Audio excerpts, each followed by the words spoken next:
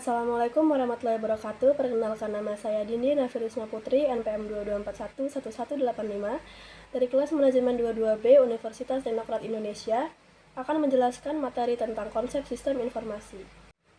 Materinya terdiri dari konsep sistem informasi, alat pengolah sistem informasi, komponen sistem informasi berbasis komputer, dan yang terakhir yaitu komponen sistem informasi dalam konteks organisasi. Sistem informasi adalah penggabungan dari sistem dan informasi yang bekerja secara sinergis untuk menghasilkan informasi yang berguna bagi pengguna dalam mendukung berbagai aktivitas, mulai dari pengambilan keputusan, pengendalian, operasional, hingga pengelolaan organisasi secara keseluruhan. Konsep dasar sistem informasi mencakup elemen-elemen yang saling terkait dan berinteraksi untuk memproses data menjadi informasi yang bermakna.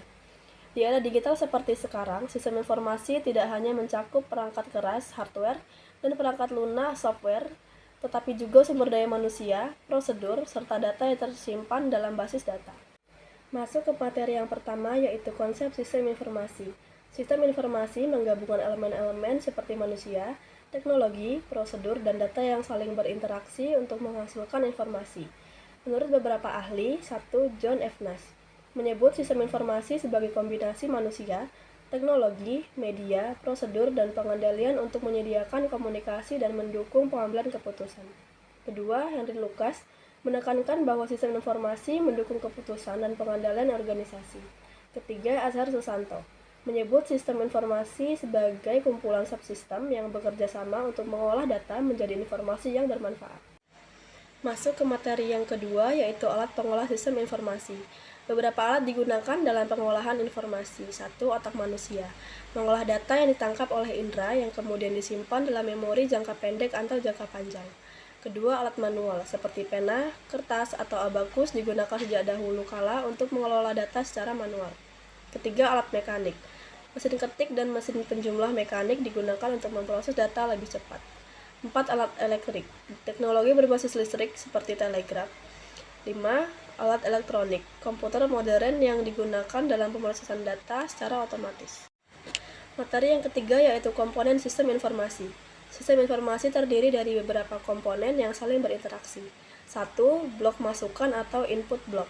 Data yang dimasukkan ke dalam sistem baik manual maupun melalui perangkat digital. 2. Blok model, yaitu prosedur, logika, dan model matematika yang digunakan untuk memproses data. 3. Blok keluaran atau output block, informasi yang dihasilkan dan digunakan oleh manajemen. 4. Blok teknologi, meliputi perangkat keras, perangkat lunak, dan manusia yang menggunakan teknologi. 5. Blok basis data atau database block, kumpulan data yang terorganisir. 6. Blok kendali, sistem pengendalian yang menjaga sistem dari gangguan eksternal seperti virus atau kerusakan fisik. Materi yang keempat yaitu komponen sistem informasi berbasis komputer. Pemrosesan data dalam sistem berbasis komputer terdiri dari 1. Hardware, perangkat fisik seperti CPU, storage, dan input atau output device.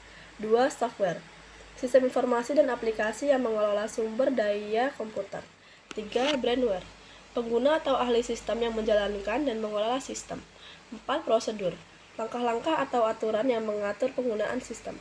5. Database, yaitu kumpulan data yang diatur untuk memudahkan akses dan pengolahan informasi. Masuk ke materi yang terakhir yaitu komponen sistem informasi dalam konteks organisasi. Komponen sistem informasi dalam konteks organisasi yaitu 1. SDM operasional, orang-orang yang bertanggung jawab atas pengoperasian sistem sehari-hari. Kedua, struktur organisasi. Sistem informasi harus disesuaikan dengan struktur organisasi. 3. Prosedur bisnis. Sistem informasi dirancang untuk mendukung prosedur bisnis. Proses bisnis yang jelas dan terstruktur akan membantu dalam implementasi sistem informasi yang efektif. 4. Budaya organisasi. Setiap organisasi memiliki budaya dan nilai-nilai yang berbeda. 5. Aset dan pengaruh. Sistem informasi juga memanfaatkan aset fisik, yaitu komputer dan jaringan, dan pengaruh organisasi, kebijakan manajemen, dan sumber daya untuk mencapai tujuannya. Kesimpulan dari materi ini adalah sistem informasi merupakan bagian yang sangat penting dalam dunia bisnis modern. Ini tidak hanya terdiri dari teknologi, tetapi juga melibatkan manusia, proses, dan data yang bekerja bersama untuk mencapai tujuan tertentu.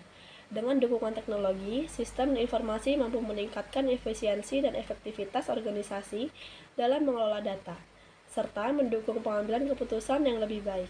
Oleh karena itu, pengelolaan sistem informasi yang baik adalah kunci bagi kesuksesan organisasi di era digital yang kompetitif ini. Sekian materi dari saya, kurang lebihnya saya minta maaf. Wassalamualaikum warahmatullahi wabarakatuh.